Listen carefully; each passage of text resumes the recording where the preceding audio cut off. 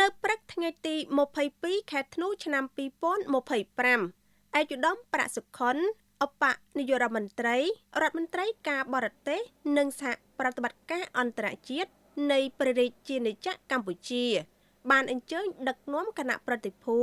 ទៅចូលរួមកិច្ចប្រជុំពិសេសរដ្ឋមន្ត្រីការបរទេសអាស៊ានស្ដីពីស្ថានភាពបច្ចុប្បន្នរវាងកម្ពុជានិងថៃដែលប្រព្រឹត្តទៅនៅថ្ងៃទី22ខែធ្នូឆ្នាំ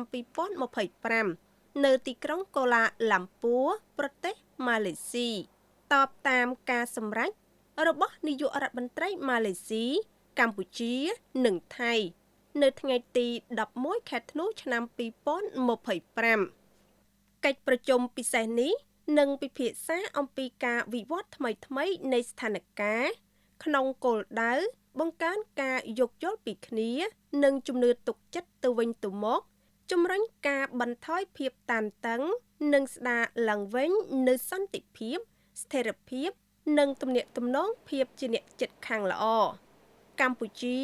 នឹងបញ្ជាក់ជាថ្មីឡើងវិញ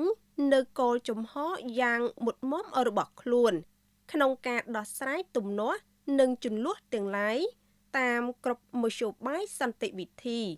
ការសន្ទនា